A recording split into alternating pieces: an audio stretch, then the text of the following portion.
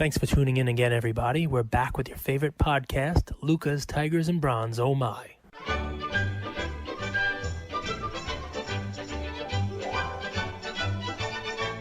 Luka Nation.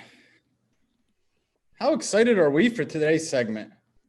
You know, this has quietly become one of the most popular segments that we do. And this week, I think we've gotten more questions than ever, Cage. So I hope you're ready for it. I'm always ready. I try not to sneak a peek at the questions, to be honest. This way I can kind of really give like a true response to these, when they come in. So I'm excited, man. And I have to tell you guys, it's one of my favorite episodes too, because, maybe I'll work a play into it, but I do a lot of research for these episodes when I bring the plays in, prior sales and the whole deal. This one, it's almost like I get to come in and just, tell you what my, what my thought is on these things. I'm not, so believe it or not, even though this is, it's just basically, a whole episode of me kind of, just dumping my brain on you guys. This is actually easy for me. I love this. This is more, it's easier for me, less work for me. So I love it. Thank you. Okay. Well, enjoy the couch, a little couch potato action. That's it. I'm relaxing. Give us a brain dump. So we'll start off with one of our longtime friends, Mr. Steve Sportrepreneur. Oh. And this is a good question. This is your collector hat here, Cage. So nice. He asked, I realize most modern RC rookie cards are flipped very quickly, but let's say you really believe in someone, Cage, RJ Barrett, for example, and you wanted to buy something and hold it for his entire career. What product are you choosing? Right. So, use RJ Barrett now. I would say two lines of thought here, and, you could probably do both. Right now for RJ, the Prism rookie card in PSA 10 would be the card that I would stash. That would be one. It depends on the year, right? So you use RJ, so I'll stick with that. But, in this past year's Prism basketball, there were variations, different poses that were, you have the jaw with the layup and Zion facing a certain way, and RJ, we got people throwing behind the back passes. I might grab one of those because the pop on those is going to be a little lower. And I would also grab an RPA. The best one you can get for your money. I'm not telling everybody to go out there and buy a National Treasure out of 99 or a Flawless because it's, going to be on card. But I would try to buy one good base rookie. I would try to buy one good, rookie auto, and that would be it. Drake is what's cool about Drake, he asked really thought out questions that I think have benefited the community a lot. So I'm going to go with another one of his. And this is a question I had for you this week, Cage. We're talking about Brandon Clark, and I was like, Cage, how do I know if I should buy the base prism or the silver? So Drake's question is, Drake Sports Cards PC. He said, if, for example, you have $1,000 to invest in a player, how do you decide if the better play is to buy one high-end card for $1,000 or multiple lower-end base cards that equal $1,000? Right. So, you do have to do your research on this, and I would check on the pop, right, and see how many of them are in there, at that, let's call it base versus silver, right? You want to use any rookie, anybody you have out there, base versus silver. The same thing would apply if you're doing, baseball and tops, call it the base rookie versus the gold or another parallel of it. Same analysis. If you're in this to flip, if you're in this to, be more liquid, more nimble, that's a word I don't think I've ever used, but be more nimble with your collection, right? Were you a nimble football player? I'm the opposite of nimble. So, but be within your collection, you got to be nimble. So, if you're looking to hold, if you're Steve and you're looking to buy something that is going to be, you believe in that guy and you want to hold long term, take the $1,000 and buy the one card you can get for $1,000. If you're looking to be a little more flexible, you're not 100% sold on the person you're buying, right? And you could get 5 base cards, let's say, for one gold, or 5 base cards for one silver. I would buy the 5 base cards, and here's why. You're able to sell 2 or sell 3 with a little bit of a wider buyer's market out there for you. You'll be able to find more people who are willing to put $200 or $400 in to buy 1 or 2 than you are to find as many buyers who will buy the $1,000 card. And you're also able to kind of, hedge that way, right? You're able to say, all right, I still believe in this guy, but the prices have gone up a little bit. I'm going to take a little bit of money off the table. I'm not ready to cash out yet. So if you have five of the base cards and you want to take a little bit of money, you're able to sell 2 of them or 3 of them. You're still invested in the person. It's not an all or nothing thing if you do it that way. So, if it's something that you're looking to, be able to be, like I said, nimble with, kind of move in and out of, I always would say buy the base one. If you're more of a believer in the person, buy the best card you can buy, the best grade for the money you have. And maybe it's a combination because it reminds me of like when you play blackjack, right? So you start with $50, you make it up to 250. You want to take that 50 off the table and reinvest that principal elsewhere, right? Yep. With one card, you don't have that option. With a base card, so you buy 10 of them, you could sell off 3 or 4, actually recoup that $1,000 investment. You're still invested in the player, and you have principal to go do damage with. I think that's a big 100%. deal. You're playing with house money there. Yep. Okay, let's go with Cough Star, because this is something I've brought up on 2 or 3 of the last episodes. But he says, what players, if any, are profitable in the preseason? And just to add to that, I think he means that bowl effect similar to the bubble. Which players are you looking at in the preseason? NBA. So people who you're looking at now who are going to have a good season? Is that the deal? I mean, well, I think, like, for example, Trey, Tatum, Luka. First off, they're not going to play a lot in preseason, and they're not going to, surprise and delight. Oh, so it's somebody who is going to be able to show out here. So the preseason is not like your normal preseason. So I would not really put too much stock in the preseason at all, to tell you the truth, because I think, what do these guys do? They play 4 games? I'm pretty sure that's all it is. I mean, the season starts today. It's less than 2 weeks, and the actual season is starting up now. So I wouldn't get nuts on it. I wouldn't go crazy. But yeah, I mean, I would look at players who might not get a run during the year. People who might not be on the starting rotation. But this year is going to be nuts, guys. I would tell you, you have to really watch the games this year, right? Because there's also going to be, and NBA did it better than most leagues, but there's going to be issues. There's going to be COVID issues. Even if the league and the players are fine, they might have family members, coworkers, someone in the area, somebody in the arena, whatever it may be, who might have it. And then all of a sudden, somebody's going to be starting and have a chance that they wouldn't have had a chance with. And NBA rosters, I mean, they're not that huge. You're not talking about, MLB rosters here or anything like that, or football rosters. You kind of know who's out there. Who would I look for? I want to see what Darius Baisley does, right? There's a name for you, right? And I know you're on this guy, Andrew, too. We go back. I forget what episode it was, but we have an episode called Bubble Baisley. I forget the number, right? But it's Bubble Baisley. And, we did it during the bubble. It feels like forever ago. It's over 100 episodes ago. And I know the first couple of episodes didn't have thousands of people listening to them, but go back and check on that one. And it's exactly what I think Cough Star is talking about here. There's room for surprise, right? So yeah, Bol's talking about how he wants to be like, the go-to person. And that's nice. It's a headline and it moves the needle. But everyone's expecting, with the Thunder, everyone's expecting SGA to come out and just basically ball out. And his prices are showing that. Everybody's expecting, they're giving the keys over to SGA. Well, what happens if, your preseason here, what if Baisley goes out there and scores more than SGA every game? All of a sudden, there's going to be a run on Darius Baisley cards, because it's just the way we're very reactionary. It's just the way the sports card hobby is. So somebody like that, especially where there's been movement. So Cough Star, if I were to tell you, the whole Andrew line of, teach a man to fish instead of, giving him a fish, right? Look at teams that are in a state of flux. Look at teams that have some change going on there. I mean, look at Houston, right? I mean, who knows if Harden's going to be there and what kind of shape he's going to show up in. And they just had a big trade and no more Westbrook. I mean, who's going to step up and fill that gap there? I mean, who's going to be the Houston player? Is it a rookie coming in this year? Is it somebody on their bench? That's the kind of, area where you're going to do a little bit of research. We talked about Victor Oladipo as a nice, surprise. That guy hasn't played in 2 years, right? And then he came in the bubble the last game when he got knocked out by the Heat, who eventually went to the finals, scored like 25 points. He comes out in the bubble now and scores 20, 25 points a game here, not the bubble, the preseason. All of a sudden, there's going to be a run on his cards. So, look where people haven't looked. And one where I think money's ready to go up, Steph Curry.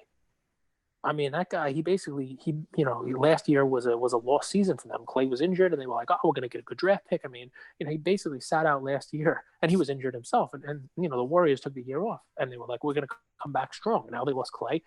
Steph's got to play. Yep. If I were Steph, I'd be sitting on the sidelines going, all right, You know, I know I don't have Clay, but let's go. You know, I mean, this team's too good to, you know, to be tanking 2 seasons in a row. So I love it. I think Baisley's a good person to look for. Chris Paul's gone, Dennis Schroeder's gone, and I think Baisley could take on that Dennis Schroeder role, like just come in and do your things, try to score. I would add a second thing is, if you guys are buying players cards during the bubble or during the preseason, remember that there's a lot of shipping delays. So when you would have got a card in 2 to 3 days in the past, this card might not arrive for 10 days, and there's more exposure, more risk. So just can I say something on that as well? Guys, be good members of our hobby community. All right. Oh. You know, it's very easy to jump down people's throats now, right? You might sell a card, and it's not going to be your fault that it doesn't get to the person who bought it for 10 days or 12 days. You know, we got 2020, we got COVID, we got, you know, I think there's still ballots for Biden that are still in the mail, that are still, you know, haven't reached the polling stations yet. And on top of that, it's Christmas, it's Amazon, and all this craziness, right? So, you know what, you know, if you're buying cards, don't jump down your seller's throat in 3 days. You know, if you want to check on it, that's fine. But don't check on it with hey, where's my stuff? I'm opening a case. Hey, where's my stuff? You're a fraud. I'm putting you on a scammer list.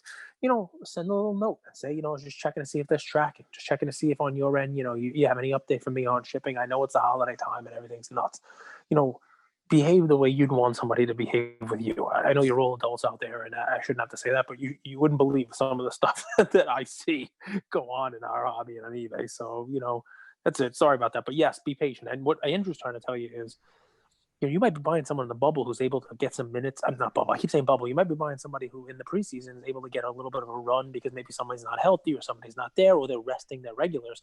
And you think, wow, this guy just scored 30 points a game. But when the regular season starts, that guy might be the sixth man. So, you know, be mindful of that, because by the time you get that card, that player might not be getting any minutes. So Adam McNanny asks, your favorite Drummond, Andre, Arnold, or Willis? Oh, my favorite Drummond.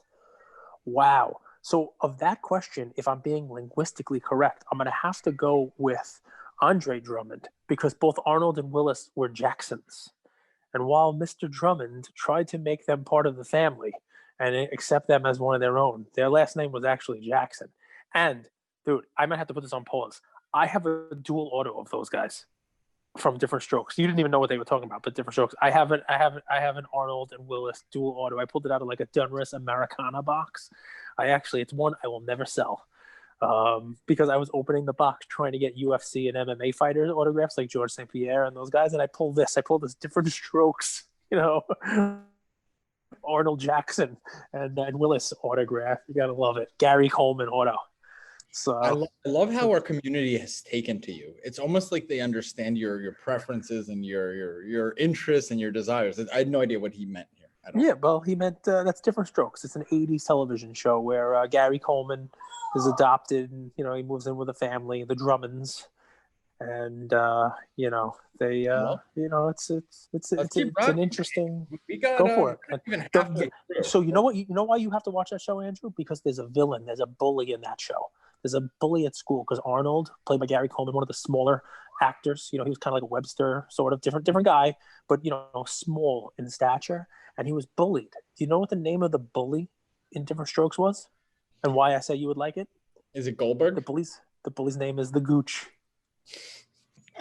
The bully's name is the Gooch. When you say the Gooch, no baloney. I don't think of kombucha, just so you know. So GTSM.high.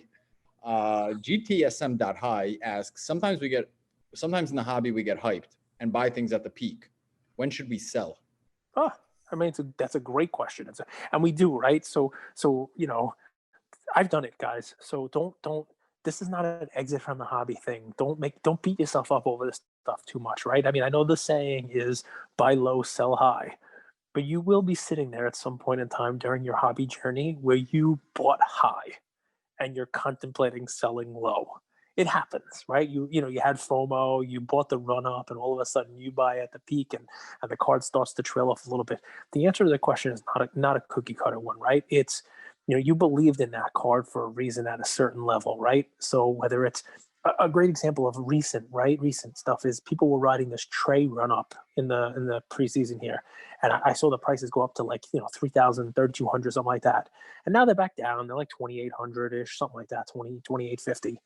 If you happen to buy at 3,000, I wouldn't be selling. You believe you believe in the card at 3,000. You thought it was still going to go up. You name it. I wouldn't be selling that card at 2,850. Take a loss on it and move out. That's a card I would probably hang on to, right? Because I think he's going to continue to perform. He's going to do well. You name it. That said, all right, if you think somebody is just a dud, right, but for some reason you bought him on that fly, for my personal, let's just say I bought Bull last year when I saw him doing his thing. And I honestly, I'll probably get attacked on this because you mentioned Bull. Nothing trends on social media like Bull, right? Bull trending on Twitter again. It's amazing. People love the guy. But if I had bought Bull cards at the at the peak, during that run up last year when he finally actually played, and now I saw him trending on Twitter yesterday, and there's video of him, shooting 3-pointers, and actually I would get rid of everyone I can at the slightest bit of, wow, there's a little bit of a run up now, and try to get rid of him. I would get out at any time I could get out because I just don't think that Bull is turning into anything. I'm not picking on him. I'm using an example, right? There was a run up on him. The cards went back down. I wouldn't have sold. I would wait for something like this, He hasn't really done anything. But there's this hype time again. And you also, listen, it depends, right? So if you bought somebody last season on hype and they didn't pan out, now is probably the best time to get out of it, even if it's a slight loss, because now you have that hype. You have whoever that was, the reason for whatever hype there was on him last year where you bought the run-up on, there's the potential for that same type of a pop now in the preseason. Everybody's excited in the preseason. It's like a newborn baby now, right? Everybody knows. It's like this NBA season is like a pregnant woman. All right? This is a pregnant woman. The due date is 9/29. What is it? 12/22? Is that 12/22? Is that the first day? So that's the due date. Right now, we haven't had our ugly kid yet. The kid didn't come out. The kid didn't come out looking like Andrew. Could still come out looking like I don't know, somebody better looking than Andrew. But exactly, it could still come. You kind of look a little bit like that. So the point is, everybody has hope now. Nobody has, besides some of these preseason injuries, nobody's torn an ACL, nobody's got a bad ankle sprain, no high ankle sprain. Nobody has been relegated to the sixth man yet. So everybody's got this euphoria about it. We haven't made our first mistake yet. The kid didn't come out with red hair. Sorry if anybody out there with red hair. Well, I'll say, when I have an investment or money, I want my money working for me. So if my investment feels like it's dead and it's not working for me, regardless if I lost 100% or 50% or 10%, I want my money out because it's dead there. It's pointless. I basically have lost 100% while the money's there because it's not working in my favor. And so getting the money out and reinvesting it is oftentimes the best decision. Can I tell you Andrew's answer there? He's given me that not just on losing and taking your money out of the loss, but also on gains, on certain cards. I will tell you that he's told me that a bunch of times. And I'll say, hey, I'm thinking about selling this card. There's a run-up on it, but he could be really, really good. And he's like, well, if he's really good, what's it going to run up? Another $100 or $200? Take that out and put it in something else. It's the same kind of analysis, right? If you could take a small loss and use that money and put it into something else that is going to rebound for you better than what you're holding, go ahead and sell. Yeah. Take that small L, turn it into a big W. Well, the Shy Silver Prism was the card we were talking about, right? It's highs. First off, you have to look at what's its high been. Well, its high's been at $1,100 and it's stayed at that high point. So let's say it has a monster, like exceeds expectation. What is that? A $1,500 card? Mm-hmm. Are you holding out for that return? If so, fine. But yeah, let's keep rocking. The Boulevard of Cards. I love this guy's logo. It's the Rocky Mountain skyline. I'd love when you ask questions. So please keep asking him. The Boulevard of Cards. He asked, how has collecting changed the way you watch sports, if at all? I love sports. I've always watched a lot of sports, but I will admit that I am now more focused on the players that I invest in the games instead. I'll tell you, it's so funny. So I'll give you a real example, right? So last year I was heavily invested in Devontae Graham. So first difference, I bought the NBA package. whether it's through Amazon for 20 something bucks a month, or, Verizon. Last year I bought it through Amazon.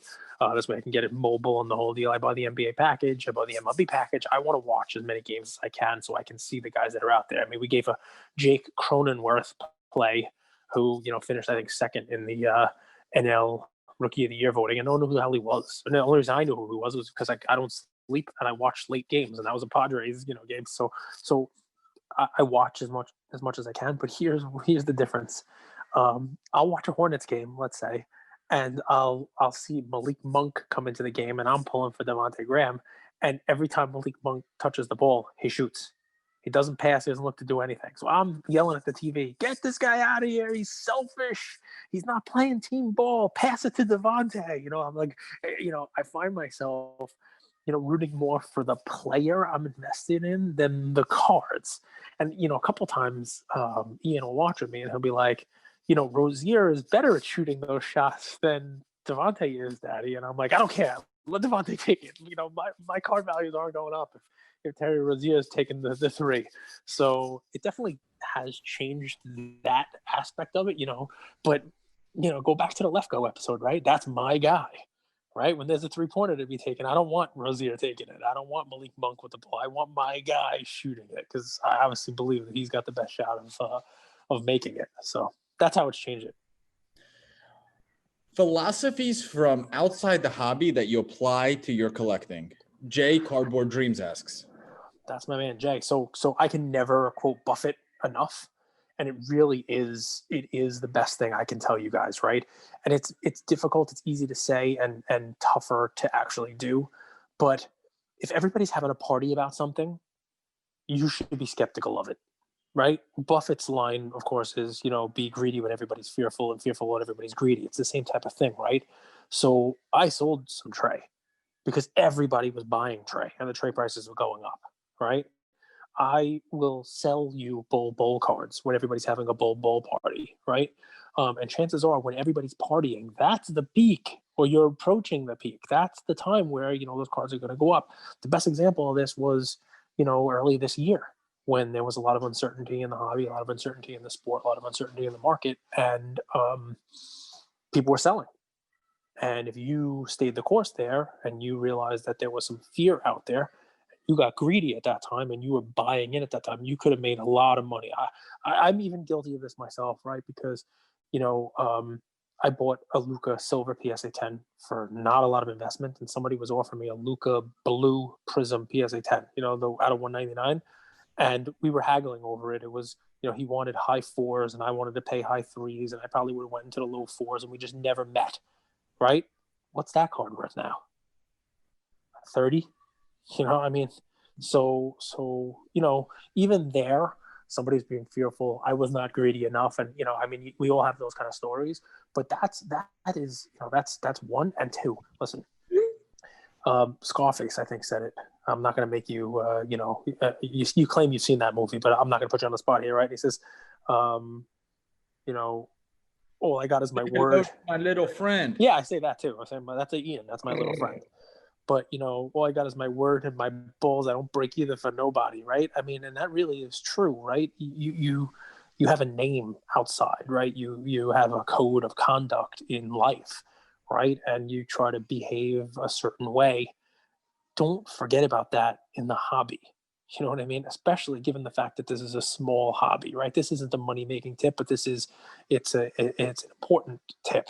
Because you may be after a Grail card one day, and you're not going to be able to go get it because the Facebook group where it's located in knows that you screwed over one of their members, or knows that you're on this list of people who shouldn't be dealt with because you're not going to pay, or whatever it may be. So, yeah, I mean, in addition to as many Warren Buffett phrases as you want to bring into this, just how about your golden rule, my friend? Do unto others. Don't screw somebody over because you wouldn't want it done to you. So I'll give you guys, and this is a quote from Cage's favorite show, How I Met Your Mother. Nothing good happens after 2 a.m. So if you're buying cards after 2 a.m., I'm going to say they're more than likely going to fall into the gambling category, not the smart investing category.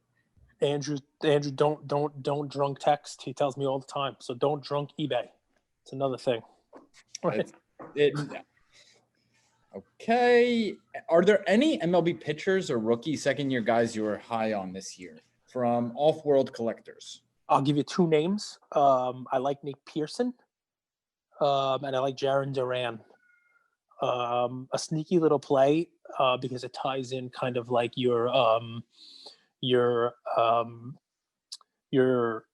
what do you want to call it? Like your social aspect of this, your influencer aspect of this, and the sport.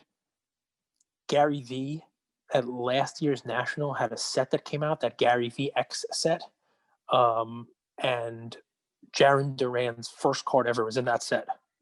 So before he even had a first Bowman card, he had a Bowman X, I guess they call them. That's the Jaron Duran Topps Gary V Direct 360 card. And they're really inexpensive. It's a sneaky play, right? You could buy, I think I see a lot right now on eBay, $7.50 all best offer for a lot of 3 of them. So you're talking about a couple of dollar card. Obviously, it's not the first Bowman. It's not the one that has the first Bowman card on it. But I think it's a really good card. And the other one, I think he's going to be very, very good. And that's a cool kind of like crossover, right? Everybody in sports knows who Gary Vee is. Everybody in sports cars know who he is. So it kind of combines that, that social media influencer thing with who somebody I think is going to be a good prospect. And you want to look at 2017 Bowman Chrome Draft, BDC 119, Nate Pearson. If you don't know who Nate Pearson is, look him up. The guys just got to stay healthy. But that's the Blue Jays. That's their ace. Not so long into the future. He's one of their top prospects, and really the only question with him is not if he's going to be good. It's just whether he's going to be able to pitch for a whole season and stay healthy. He's going to have to because they need innings. But check him out, Nate Pearson. When he pitches, he is really, really good. I remember watching a Blue Jays game this past year where, this is a starting pitcher. This is not a fireball guy who comes in like Chapman or Hicks at the end of the game and is ramping it up. I think he threw like 102 mile an hour pitch as a starter, like 101 and a half. So this is the new breed of starting pitcher. They're throwing gas. They just got to stay healthy. So there's two very low dollar, off the top of my brain, guys that I'm personally investing in. And cards that you could pick up for a couple bucks and send in on bulk subs. I love it. Slabbed87 asks on the same theme. Pick one. Who's your best long-term investment? Tatis, Acuna, Soto. Wow, that's a great question, right? Because I'd love to cop out and say buy a little bit of all of them. And really, if I were, telling you to go put $10,000 in, I probably would do an even 33 for each of them, right? I would try to divvy it up this way. Hopefully, at least one of them pans out for you, and you're covering your whole investment on just one of the three. Right now, if I had to put the money in, I think I would be investing in Tatis, only because he has the ability to be what the MLB needs to kind of compete with the NBA, right? The NBA markets their players, they market the excitement. And while the MLB is pushing let the kids play, they don't actually do it. That's their slogan, but they don't actually let the kids play. And they definitely don't clip it and put it out there. We talked about this. If you didn't listen to our episode yesterday with Buster, he does a great job of comparing the MLB and the NBA and the differences between the two, and how, the MLB does not do what the NBA does. It's sad because the MLB crop of talent, we haven't had a young core of people like that in a very, very long time. I think I would do Tatis just because he's so young. He plays a skill position. He's not an outfielder. There's a lot of outfielders. There's not a lot of middle infielders that do what he does. I think he's going to be able to stay in that middle infield. That was a question mark coming into this past season, and he played above average to good shortstop. Young, and brings a flair, brings that that additional little component to it. But I've already told you guys I'm buying Acuna, because Acuna, I was picking up 125 when I mentioned him last week. I don't see his cards that cheap anymore, but I was offered a couple at 137.50. So even at that price, that's a good buy on him. I think he's going to be very good. I think the best player of all of them might end up being Soto. the best hitter of all of them. And so this is, I mean, it's a cop out, but I will answer. You know, if you ask me where I put my money, I have to pick one. It's going to be Tatis just because of the intangibles. K Dizzle Cards asks, has doing group subs alerted you to new trends or made you look into different products? I will tell you the answer is yes, and the answer is a bonus answer for you. It also tells me where people are buying, and I'll give the hint right there. Right, I'm shocked by the amount of Keldon Johnson cards we're seeing. Right, I was not expecting to see any, and then I looked up. You know, he's not a bad player. I think, you know, people obviously think that Keldon Johnson is somebody who's going to do something this year for the Spurs. I looked at some of his prices, and he sells really well. He sells better than some of the other rookies from last year that actually, you know, were pretty well thought of coming out of school. So yeah, I mean, some insight there. Yes, we do the group subs and we do see some stuff, but for the most part, the subs contain what you'd expect them to contain. For the basketball side, they contain a whole bunch of Zion, a whole bunch of Ja, a whole bunch of the top names. You know, people are subbing Trey, people are subbing Luka. I will tell you that for our sub, you know, what's being borne out by us is that people are subbing Trey, Luka, Zion, Ja, the top names, and not their top cards. They're not only doing prism optic. You know, I've seen a lot of Dunris. I've seen some hoops. You know, we've seen some insert cards, you know, the Panini insert ones that normally were, you know, in previous years throwaways, you know, your freshman phenoms and those kind of stuff. So, you know, take that for what it's worth. People are sticking with the top guys, but maybe not their top cards. And people seem to be liking this Keldon Johnson guy.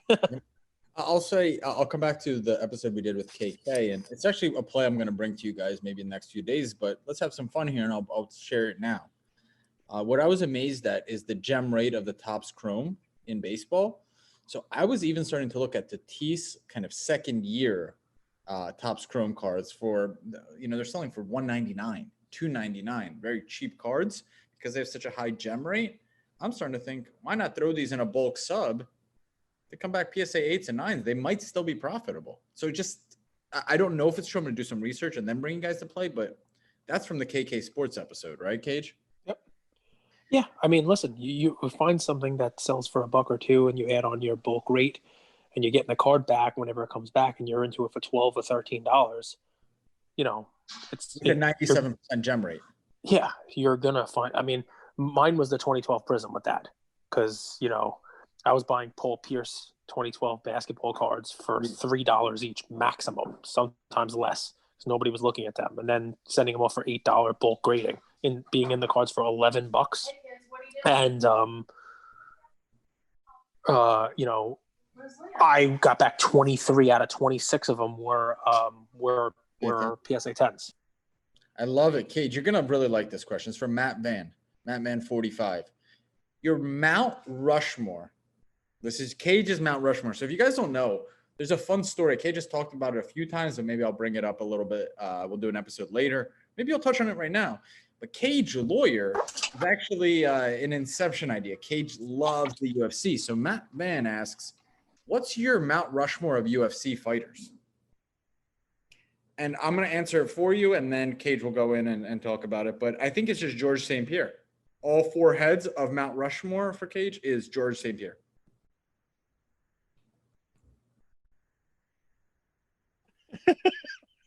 No, definitely not. Outside, it's darkness back on the East Coast right definitely now. Not. Outside, yeah, he ran outside. I got a delivery, man. You know, in case it's cards, I want to make sure that, you know, I can bring it to our audience, some sort of a live reveal, but it's not.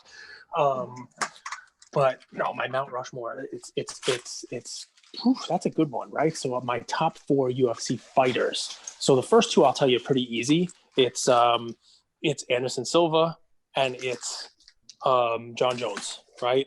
And John Paul Bones. Jones. I mean, if you're gonna say John Jones, you got to say John Bones Jones. Johnny Bones Jones. I mean, that guy really he had the ability to be the best ever, and you know, it turned out that he wasn't. But Anderson Silva, you know, he came in, and I think he still holds the record for the longest win streak in middleweight. He came in, won the title, and just did everything he was going to do until Chris Weidman stopped him from being a clown. So there's the two: Johnny Bones Jones, Anderson Silva. You know what's weird? The heavyweight.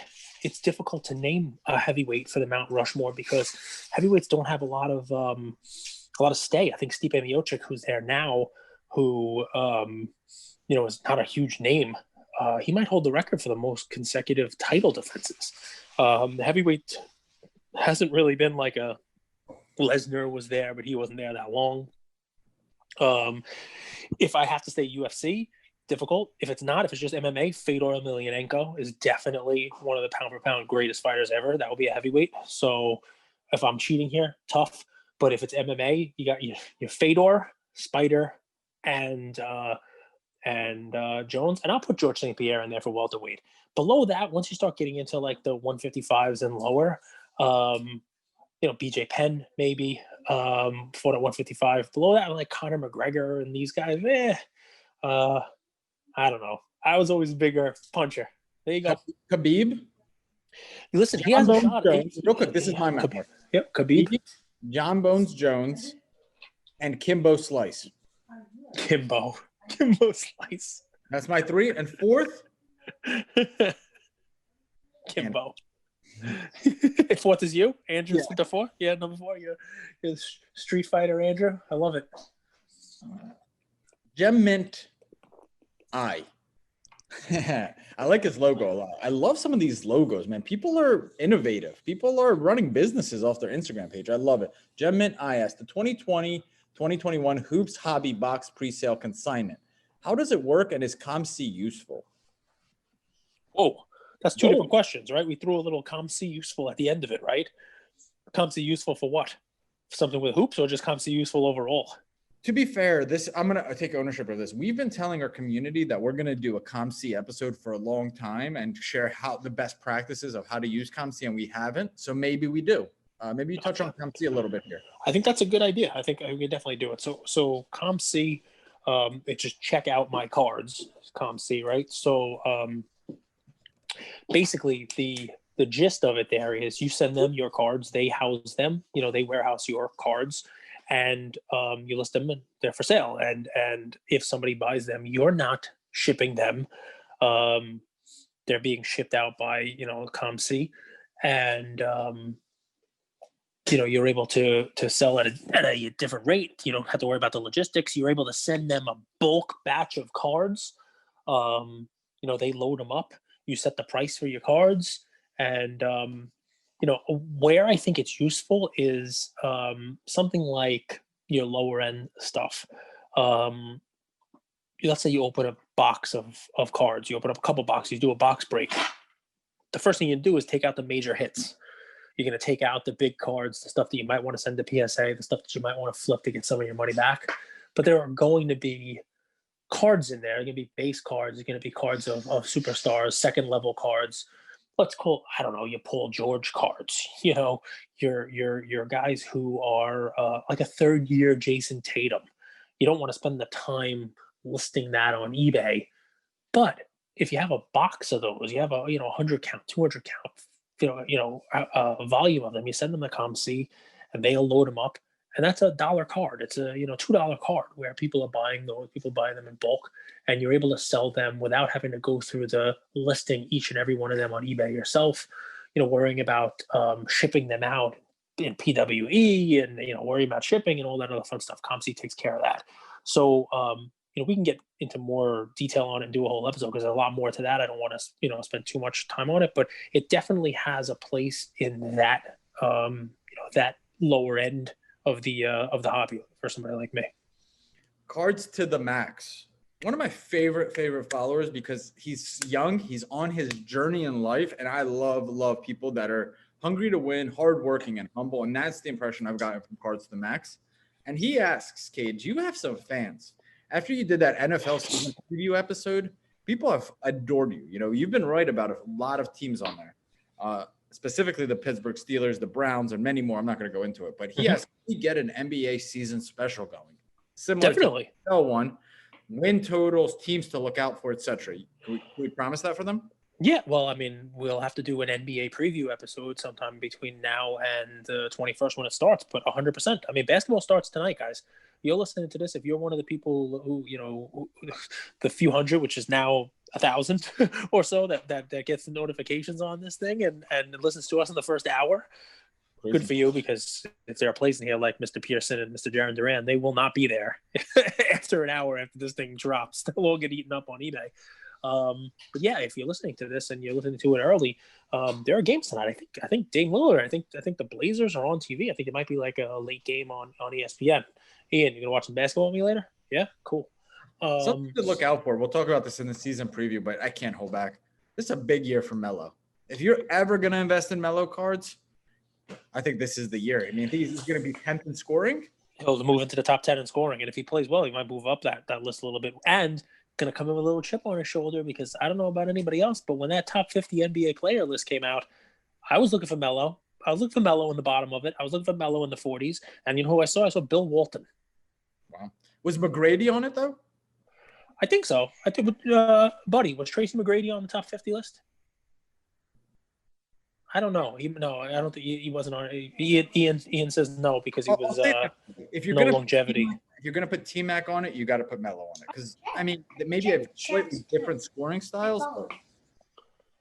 He says I'll check Shaq's account. I follow Shaq. Shaq was number 10. This is my little research assistant over here. I saw Kobe was number 9, which was I said the first thing I said was Kobe fans are not going to like where Kobe's sitting.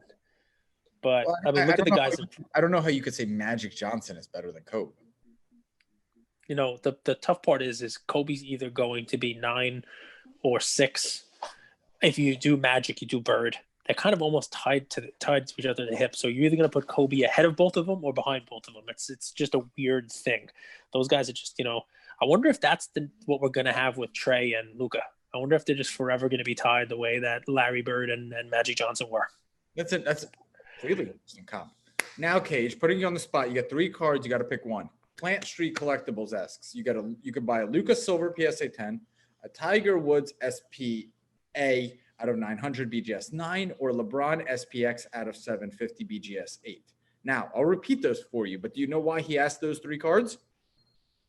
Does he own them all, or are they all the same price? Or are they no? But Tiger, Lucas, Tigers, and Browns, yes. But why those grades? I guess he's probably trying to find something grade wise where they're all about the same. I bet they're all right around $8,000, $9,000, $10,000 cards. Mm-hmm. Which is, guys, I just said that. I just want to point something out. Think about that 2 years ago to say that these are $10,000 cards, right? Yep. Okay, that's pretty crazy to think. No, Cage? It definitely is. I think here's the fun part, right? So I think if I were talking now, if I'm investing in Luka, Tiger, or Braun, I got $10,000 or whatever it may be to buy which ones of those. Honestly, if it's not the majority of my portfolio, I'm going to go with Luka. And it's amazing to think of that, right? Because Tiger's a GOAT and LeBron's a GOAT, or they're both in the conversation. And Luka's, people are complaining that he's in the top 5 discussion of the NBA this year, or that people are talking about him MVP. There's more upside there. Now, if you were asking me, I have $10,000 total to invest in the market, right? Would I be buying LeBron cards or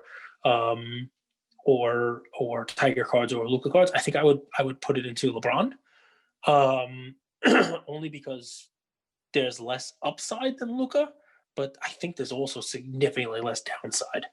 And there still is some upside to it, right? I think LeBron is going to go into the season as the favorite to win another championship, which really could cement his argument as right in there, lockstep with with Jordan. And that's so it's a great question. Yeah, I mean, Luka gives you the most upside. I'm thinking about whether or not I would do Tiger in there. A couple years back, maybe, but Tiger's at 15 majors behind Nicholson's 18, right? So he still has to win 3 majors to set that record. It was something that was looking like it might happen, but now I don't think it's going to. So I'll say this: I'm just about Tiger. I know he has his rabid, passionate fans, but I wonder how many fans Tiger really has added in the recent years, right? Because there's some people that I think won't mess with Tiger after his scandal. So that's just something that they've been thinking about. Because the people that love Tiger love Tiger. Yep. Cool. Let's keep it rocking. Thank you for that question, Plant Street Collectibles. That's a Luka's Tigers and Bronze. Goldfinger Cards asks quick flips, and this is more of a theory or concept. Quick flips during the season versus holding. You want to say a few words on that? Sure. I'll do a little bit of both. And that's the most fun part of your collection, right? So, and it doesn't even have to be both with multiple people. It can be both with the same person.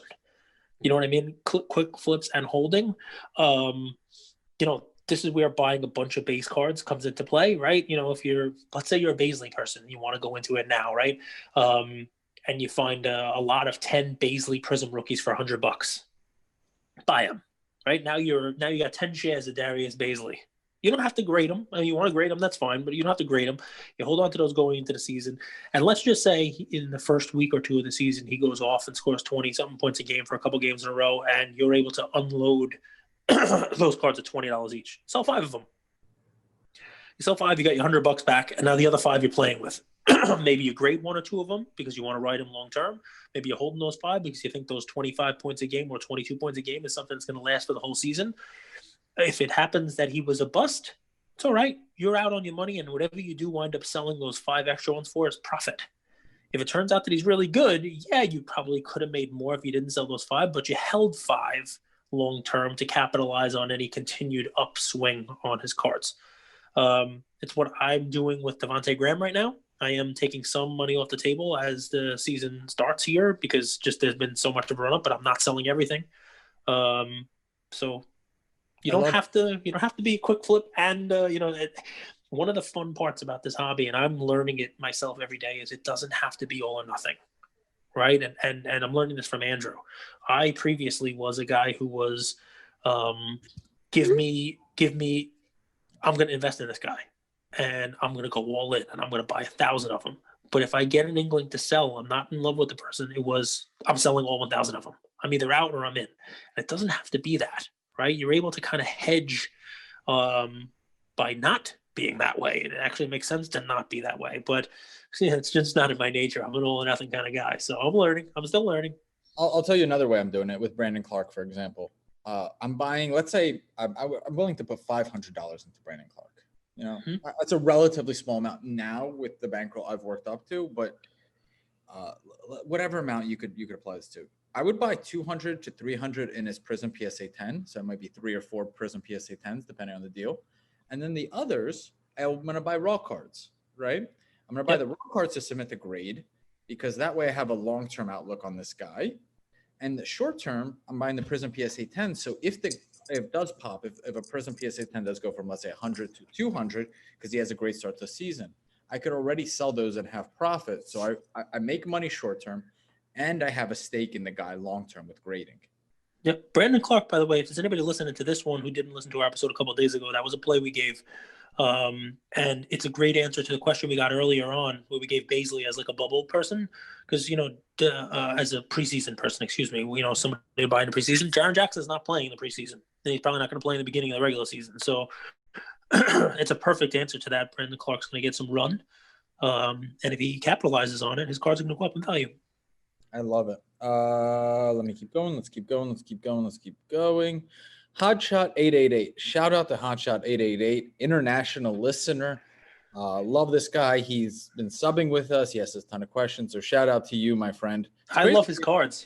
Check his page out because he posts some stuff that you won't see. It's not the same old, Luka, Trey cards. He's got a lot of 90s. Obviously, a San Francisco fan. He's got a lot of 49er stuff out there. He's got some TO cards. But, when he sends the cards in for subs, I love it. I open them up. I'm like, wow, what kind of cool thing's going to be in here today? Barry Bonds, so he's got some cool cards that come in. Thanks, Hotshot. Iverson and Terrell Owens are the 2 athletes, in my opinion, media just destroyed. They're some of the best guys character-wise, but the media painted them in such a light that I think was just completely disrespectful. Yeah. Okay, is that the question, or that's just you? That's just my take. Sorry. Okay. I listen, guys. Here, I know it's coffee with Cage. I like it. I actually agree. Anybody else you put in that equation? Anybody else the media kind of destroyed? Those 2 guys, because those are Philly guys as well. So I knew them and they were close to my heart. So, do you think the team has anything to do with it? You think the team gets tired of the antics and they leak stuff to the media? I mean, I was watching the Vince Carter documentary, And, he kind of got injured there towards the end, and, the relationship between him and his team soured. And, they kind of intimated that the team was leaking stuff to, make it look like, they could get rid of him and not suffer so much, PR blowback. Maybe, but that kind of move would crush an organization, in my opinion, for 10, 15 years. Because if I was a free agent, I would never want to go there. Right. I don't trust them, and trust is everything. A handshake, like you said, your word is bond. Mm-hmm. Dude, you can't treat people like that. Like, you could have a man-to-man conversation, be like, yo, you're not cutting it. We need to move on. But I'm not a big fan of leaking stuff to the media, which, by the way, sorry to just add this in.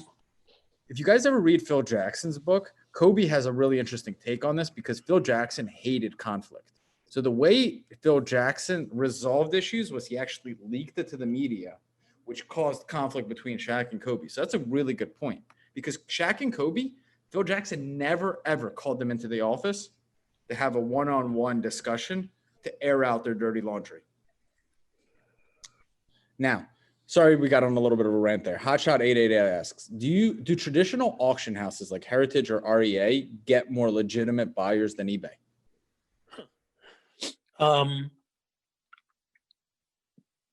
Yes and no. I think eBay gets legitimate buyers too.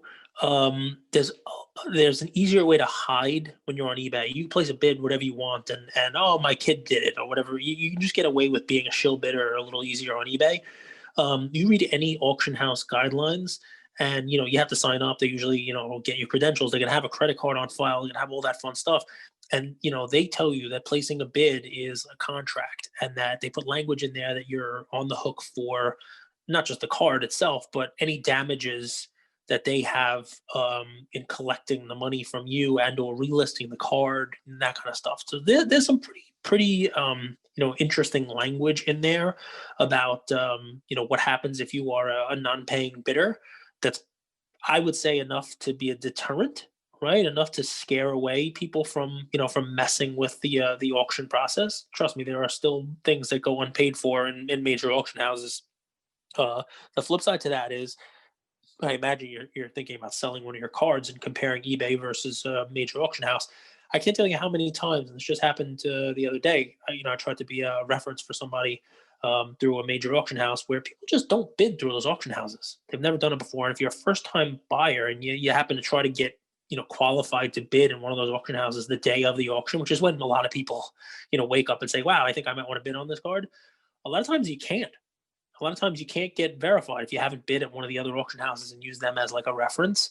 eBay is one reference some auction houses use, but they ask for two. And you'll find that oftentimes auction houses will not allow people to bid.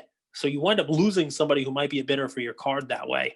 The other thing is, auction houses don't do what eBay does, where it's like, $1 increase, $5 increase, then a $10 increase eBay, $100 increase. On some of the top end cards, they make the bid go up 5%.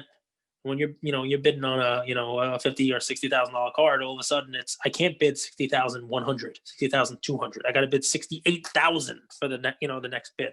So there's not the ability to squeeze all the juice out of the fruit that way.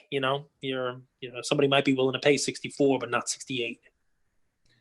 MGP Collectibles says, hey guys, as usual, thanks again for the great podcast. Andrew, watch a movie or two, for God's sake.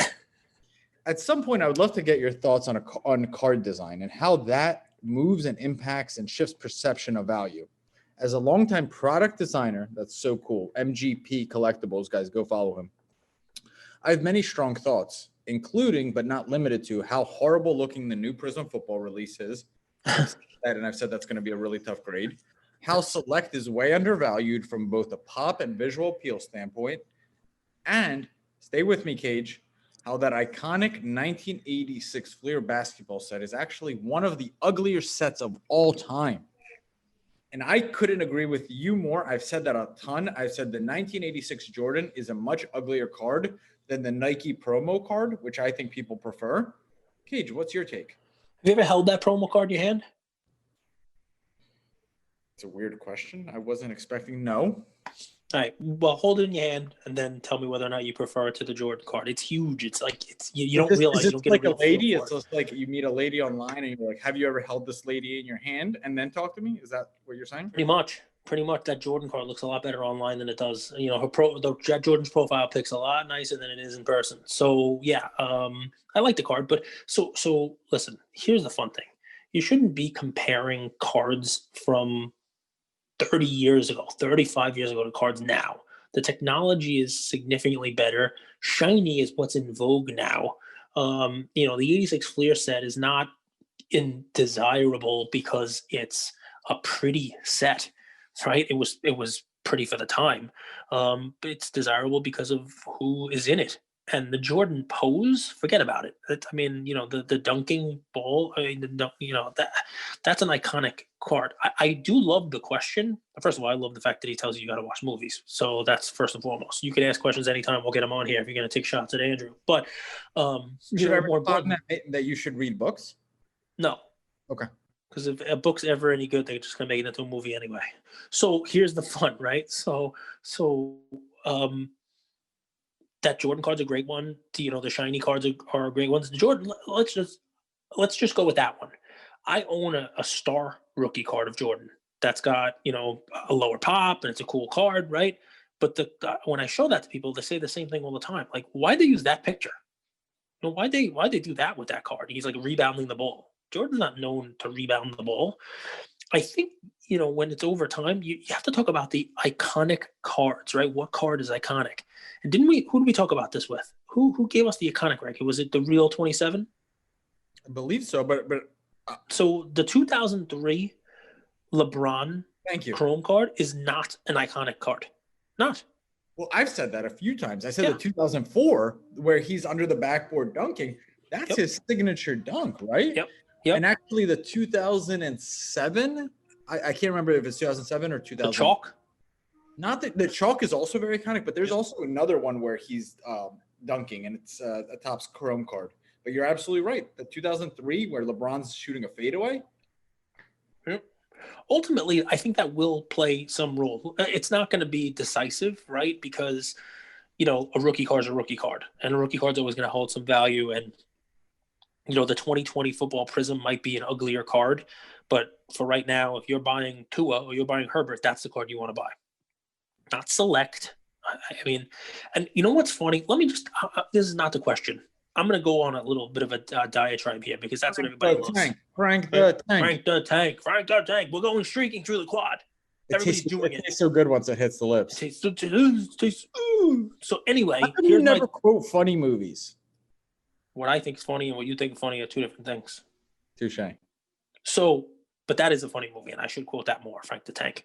But maybe because you're the Godfather, that's why. But here's the deal, right? I wish people would stop trying to make fetch happen. You're such a clown. Do you know where that's from?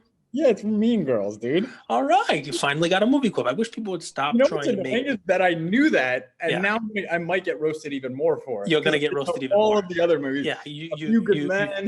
You don't know A Few Good Men. You don't know leaving. Goonies, but you know the Lindsay Lohan movie. So listen, Gretchen Wiener, sit down.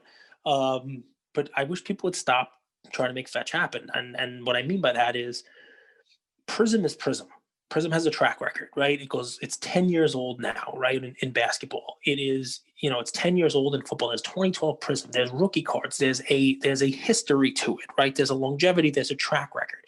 People can go back and buy a Dame Lillard 2012 Prism card. They could buy a Giannis 2013 Prism. There is a continuity to Prism, right? It is the card that it is for a reason. That's the go-to rookie card in basketball right now. That's just the way it is, guys. And no matter how hard people tried last year to make Optic Prism, no matter how hard people want Optic to supplant Prism because they're able to get it because it's in a price point, it never happened. And anybody who has them both will tell you, because I'll tell you, I'll just give you a real world example, right? I think it's a better looking card. I have the Optic Hollow Trey rookie card from last year, and I have his silver.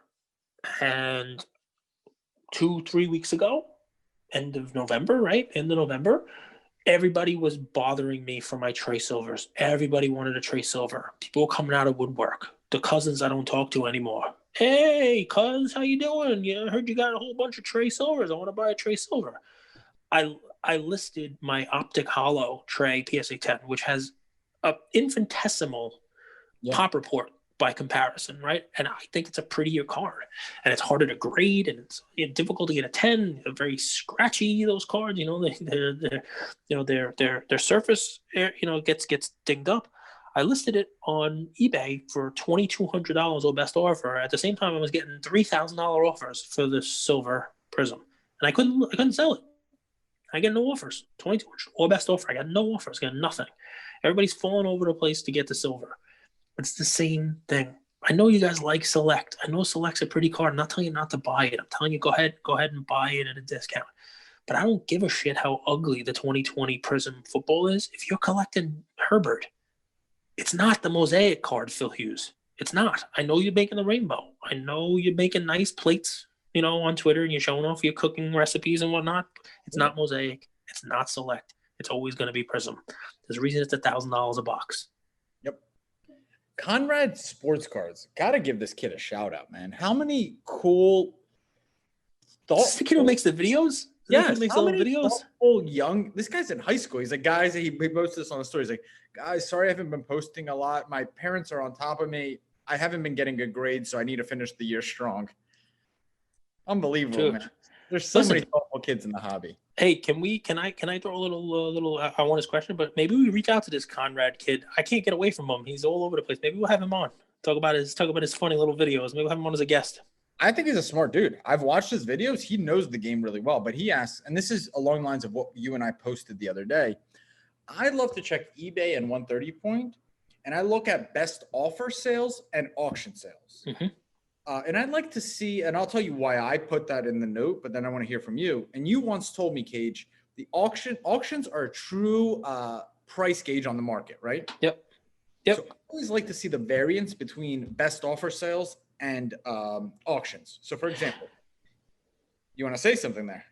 No, go ahead. Give me the for example, because I have an example. Go ahead. Look, if the auction ends at 600, but there's 3 or 4 best offer sales at 650, I know right away that there are buyers out there that are really desperate for this card. They're willing to pay a little bit more. Now, if I see auction sales at 600 and best offer sales at 550, I know that sellers are a bit desperate. They're willing to take a bit of a pay cut to get that card off their hands. So I just use it as a data point to understand, is the market trending towards more buyers or the market trending towards more sellers? That's how I use that information. What about you, Cage? It's brilliant. I mean, it's exactly the right thing. If you see the offers Say slightly lower. I didn't hear that. Your internet cut out for a sec? I said you need to watch more movies.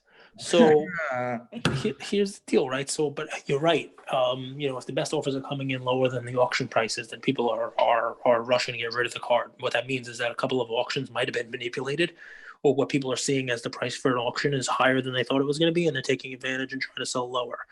Great example of the other side of this equation. Why those best offers, if you're trying to get a real value for your card, the auctions are the best price because it's market price for your card. The best offer just means what somebody who logged on was willing to pay at that moment, right? There's one person who was willing to overpay for a card.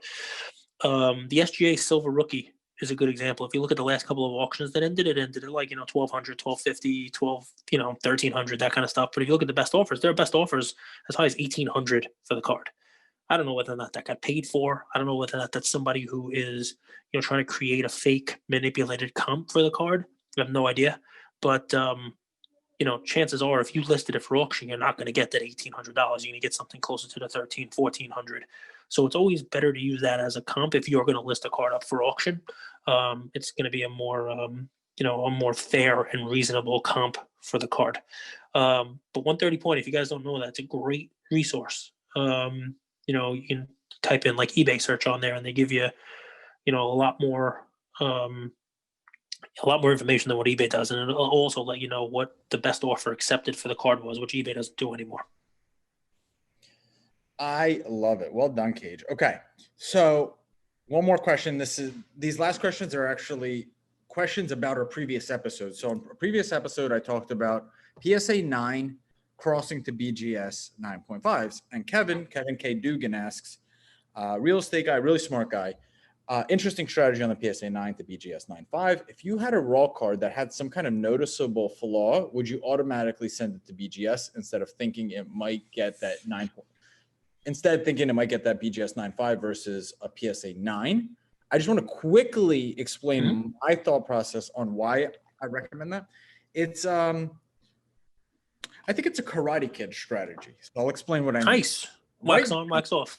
Right. Or maybe it's a Bruce Lee. You guys will tell me. It'd be like water. So right now, PSA has been extremely harsh and giving out a lot of PSA 9s versus PSA 10s, right? Mm-hmm. So now, how do we be like water? How do we use that against them? Or in our favor is actually a better way to look at it. So what we're doing is saying, okay, I know PSA 9 grades strictly. I know that the recent months, especially serial number 46, 47, 48, 50, they've been grading extremely strict. And these PSA 9s, I now know that they're very high quality cards. And I could use that data point to understand that the card inside of that case holder is really well graded. It's very sharp. Okay, there's more than likely, there's not surface scratches on it. There's not dings on the corners. There's maybe one flaw on the card, which gave it a PSA 9. Now, I use that against them, and I sent to a company that's been grading a little bit less harsh. So it doesn't mean that there's the cards out there that are raw cards that have flaws should go to BGS, because no, I don't think that's the case at all. But I think PSA 9s actually have no flaws or maybe one minimal flaw. And because of the supply that they've been getting, they've decided to make that criteria a PSA 9 versus previously being a PSA 10. And now we use that against them. That's my take on it. I like it. Can I give our listeners a little bit of a trick for it, depending on what kind of card it is? What people are doing now is they're buying cards in bulk and they're sending them in to PSA. All right, so let's just say you have somebody out there who bought a whole bunch of Tyler Hero base prisms. They bought 10 or 20 of them, right? And you see one for sale that's a PSA 9 on eBay. Put the cert number into the PSA website and then put the cert number 1 lower than that. Put the cert number 2 lower than that, 3 lower than that, all right? And you'll find whether or not this is a person who subbed 10 Tyler Hero cards, 20 Tyler Hero. Put the cert number after it. See what else went in with this guy's bulk sub. And you'll, before too long, because it's just what people do, before too long, maybe take you 2 tries, maybe take you 4, but it's worth the time. You'll find somebody who bulk subbed and sent in a bunch of Tyler Hero. I'm just using that as an example. Maybe 10 of them. And maybe 7 of them got 10s, or 6 of them got 10s, and the other 4 got 9s. Buy the 9.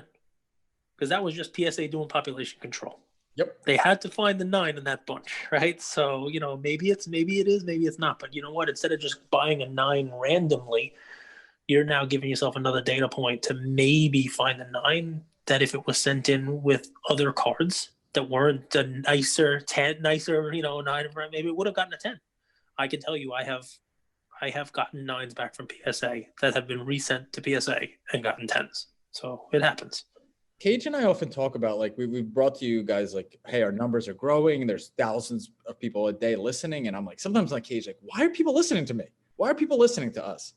And I'll tell you, man, it's this information right here. So that was brilliant, Cage. I don't know if you even realize there's accounts out there that are charging people for things like this and probably deliver less value, completely free. Guys, I would go back and re-listen to that part and apply it, because that's brilliant, man. I got to give you hats off to you, brother. That was smart. Go watch a movie. Now, Scott De Facele. Scott De Facele. I like this guy a lot. I want to know more about you. Where are you from, Scott? He has a question for you. He said, Warren Buffett said, be fearful when others agree. I already did this, Scott. I did this already. Kindred spirit, Cage. You guys will have coffee sometime soon. I know. In Italy with your pinky out. This is definitely an exciting time in the hobby. I'm excited to be collecting again. I grew up in the junk wax era, but I see some greed, and that's concerning. What do you see in the hobby that has you fearful? eBay. I see eBay that has me fearful. I see people on eBay that have me fearful. The one thing that scares me the most about being able to derail the momentum, we'll use that word. We'll try to sneak it into every one of our episodes from now on, Andrew. Derailing the momentum here is people are making our hobby the next sports betting, the next fantasy sports, and those things have taken off. They used to be taboo. There used to be things that were spoken about on the fringes. You didn't want to share it, but now it's water cooler talk. Now it's something you talk about with your coworkers. Now it's out in the open. Now they're billion-dollar industries. There are, new sports betting apps out every day. There are, it's legalized everywhere. There are new fantasy sports apps all the time. People are playing fantasy sports like crazy, and people are making cards the next one of those. And there's a lot of money coming into the hobby, trying to take it to the same sort of thing as sports betting and fantasy. The one difference is when you play your fantasy team, you put your lineup, you lock it in at 1:00. You can't change it, right? You get the points that were in there. You've paid your money. You've entered, and you're done, right? You've paid, and if your fantasy lineup does what you think it's going to do, you either win or you lose, right? Same thing with sports betting. You get on the MGM Bet Sports app, you put your $25 in on a game, and if the game goes the way you want it to, they will pay you the money that you're owed. If you don't win your bet, you lose your money. The one thing you can't do any of those occasions is log onto your account and say, well, I really didn't mean to bet that. When that line looked at me, I looked at it with a glare, and I didn't really love the line that much now, knowing what I know. And you know what, MGM, I think I want my money back. I know I lost, but I want my money back. Hey, FanDuel, DraftKings, I know I didn't finish in the top of my contest, but I just, I would have done it differently had I had another chance. So give me my money back. What do you think would happen if you would talk to Tony? Yeah, what do you think would happen? I mean, it just, first of all, you'd be laughed out of the place, right? Because it's just not the way it is. But that happens every single day in sports cards, right? And until that changes, I'm fearful because it can never get to the level where it should be with sports betting and with fantasy sports. Because you buy a card, you bet on Dak in the beginning of this year, and he breaks his leg, he breaks his ankle.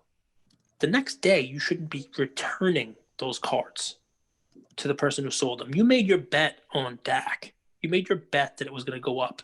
You wouldn't be returning it if Dak went undefeated and won the Super Bowl this year. Nor could your seller put in a reverse refund to you and say, I want my card back, right? But with the influx of new money, new attention, you name it, the incidents of this going on eBay have just gone up like you wouldn't believe. I mean, there are Twitter accounts dedicated to just silly eBay buyer reasons for refunds, right? And you're talking about asking for refunds months down the road, right? So if there's one thing I'm fearful of in the hobby, that's it. That's the thing that can, now this is big picture, right? I mean, I could have given you a player or whatever it is, but I'm most fearful of that, right? Because, I try to preach it as much as I can about being a good member of the hobby community, right? eBay allows this, right? I've been victim of it myself. They allow somebody to have what's known as buyer's remorse after the player, it's one thing to buy on a high. Somebody has a great game, 3 touchdowns. You want to buy it because you think he's going to have a great season that way. Okay, fine. You've made your play. You've made your bet. You've invested in that person. If the next game they don't play as well and the card starts to go down, you should not be able to give it back to the seller. You've made your play. You've made your pick there. And I think what's going to wind up happening is the people who are not in this hobby for good, they're not in professionally, they're dipping their toes in the pool, right? They're testing it out. Those are the people who you need in this hobby to continue to have it grow. The first time something like this happens to them and they sell one of their big hits of a big guy, whether it's Trey or who the hell knows, and they sell it, they make the money gets hit into their PayPal account, and then the next week something bad happens. It doesn't have to be an injury. But maybe they just, they get benched, they become a 6th man, or they go on a cold streak, they're shooting poorly, or whatever it may be. Even Herbert had a bad game last time out, right? And then the next thing you know, that person has a negative PayPal account balance because somebody put a return in. That's going to turn people off from our hobby. It's going to turn people who would be market participants in this off. And that's the thing I'm most fearful about, because that's got to get fixed, or it is a real impediment to growth in what we're doing. As far as other stuff, I'm fearful about baseball. I got a lot of baseball cards. I'm fearful about the long-term, prospects for baseball as opposed to, the what basketball is doing. I think baseball's really got to change the way that they market their game. I don't think it has anything to do with the game itself. They don't need to, come up with pace of the game. They don't need to speed the game up. They don't need to have mound visit limits. They don't need to do that. They need to find a way to clip their stuff and post it better the way the NBA does. They need to make that game more consumable on mobile platforms and on the internet, whether it's, bat flips, everybody loves a good bat flip. There's bat flips or whatever it may be. I guess that's too fierce for you. I hope that answers your question. The sunset looks so gorgeous. I had to take a quick vid. By the way, guys, this is what I'm dealing with. I'm looking at Andrew and I'm waiting for him to ask a question or say something, and he's got his phone up taking pictures of the sunset. Let me just attention span of a goldfish. Yes, it's a beautiful sunset. Maybe I love sunsets, man. I got to be honest. It's my favorite thing to put in a shift, have a productive day, fitness, creative, et cetera, and then, watch the sunset. But anyway, second year. That's your favorite thing? You know what my favorite thing is? Tell me. Chinese buffet. Yes. But we move along. Beef and broccoli is fire. Takes on the second year card market. So basically what we love you, Wharf Sports Cards. He always has really interesting theories, by the way. Mm-hmm. And his theory is, as people are getting priced out, let's say I want to buy a Luka card. I have $1,000. I can't afford a Luka card. Do you think second year prism is a move? For example, yes. Luka prism plus 10, first year rookie card is $8,000, but the second year prism is $600. Is that a lower entry point, or do you think it's a fad?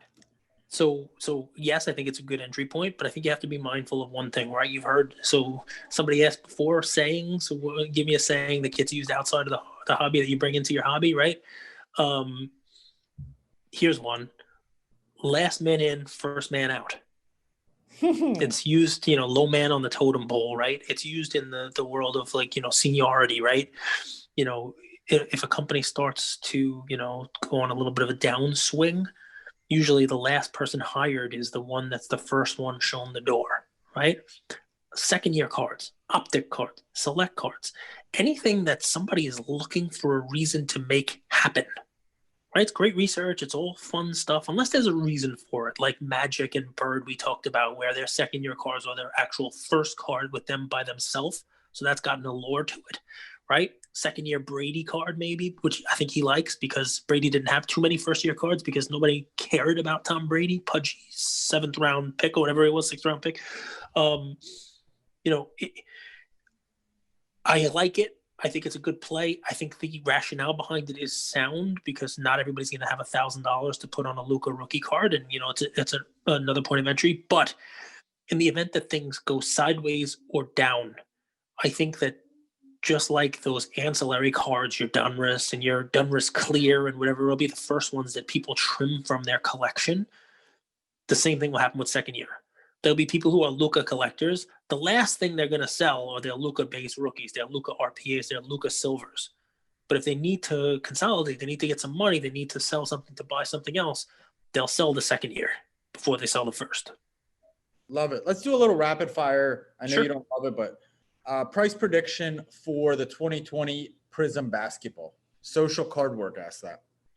So you mean like the first off the line or like the hobby box price or something like that? I mean, you're talking about $2,000 when, you're talking about a $2,000 box when it comes out. You talk about, whether it's the optic first off the line that comes out. I mean, when Panini does these Dutch auctions and whatnot, it's going to be a $2,000 box.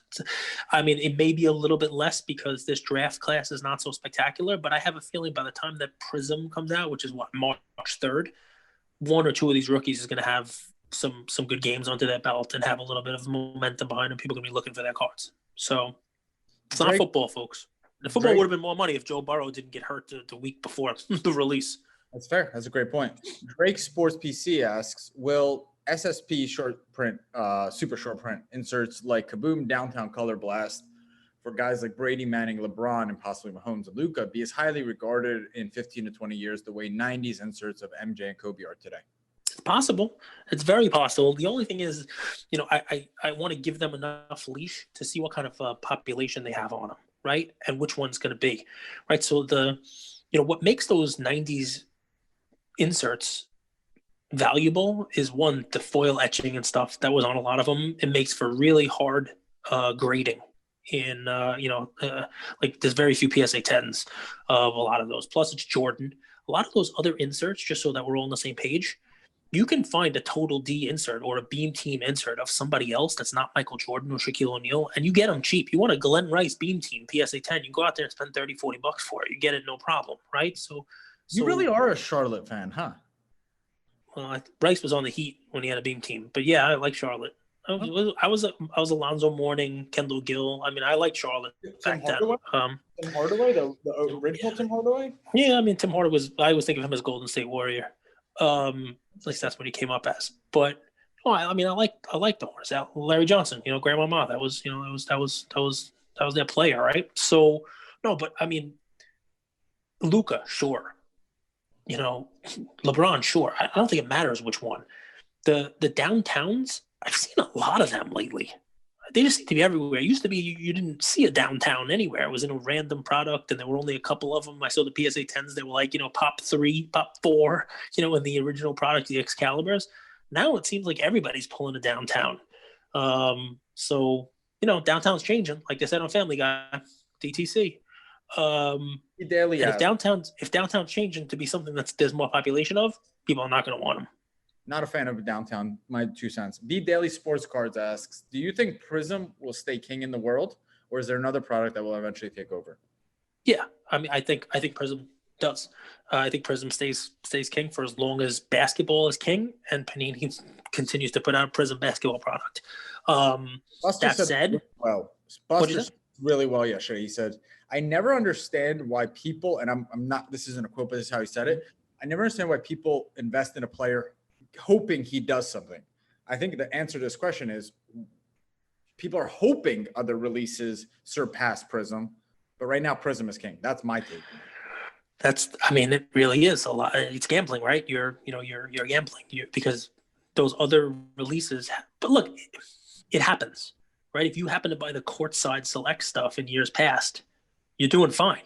Those things have appreciated maybe more than some of the Prism stuff, but there's a reason for that. They're pretty damn rare, as opposed to like a Prism Silver.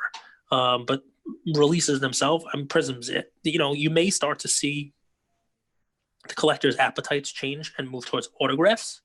And if that happens, look, Prism is what it is. People aren't buying it for the autographs, right? They're buying it for the colors. They're buying it for the base rookies. They're buying it for what it is. Flawless National Treasures, they're significantly more money. And people are buying those for RPAs. It really just depends on what you're buying the stuff for. But yes, Prism is going to remain king. And I'll tell you a little secret what I'm looking forward to. I'm looking for UFC Prism. Because I think Panini, like I said, got the UFC stuff. So that might be enough to bring me back into UFC. If we get a Prism UFC release, that might be nice. Other than authenticating an autograph or card, is there any reason to grade a 1 of 1, a 1 of 5, a 1 of 10 card? As a buyer, how much of a premium should I pay for a 1 of 1 PSA 10 versus a 1 of 1? Zero. So I will tell you this on 1-on-1s. Well, I'll answer this one. 1-on-1s, I would never grade it because it could only hurt the value, I think. I would rather have an ungraded 1-on-1 than a 1-on-1 in a PSA 8 slab, right? I'd rather have it ungraded, or even an authenticated slab. There's a Mike Trout one. Did it just end? It's like a superfractor Mike Trout that's a PSA 5. I look at that card and I'm like, I don't want a 5 in my collection. I don't care that it's a 1-on-1. I don't want that. It just, to me, it's like, why do that? Why put it in something if it's going to be, a bad grade? I'm sure that there are people out there who think, differently. Now, once you get into, like you said, out of 10, go ahead and grade it. There's a premium there because now you're going to be 1, 2, or 3 of the PSA 10s out of 10. There's definitely a reason to pay a premium for that. And there's definitely a reason to grade those if you think your card is gradable. So 1-on-1s, I never understood grading. To me, the point of grading is to create scarcity where scarcity doesn't otherwise exist, right? You're creating a fake scarcity or a created scarcity, right? You don't need to do that with a 1-on-1. The card's as scarce as it's going to get. You don't need to differentiate that card from something else.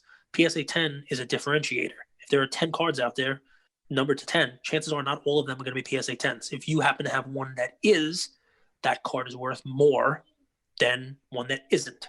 A 101, putting a PSA slab on it doesn't do anything. You're not able to say, I could charge more for this than I would have for another one that's lesser graded. There are no other ones that are lesser graded.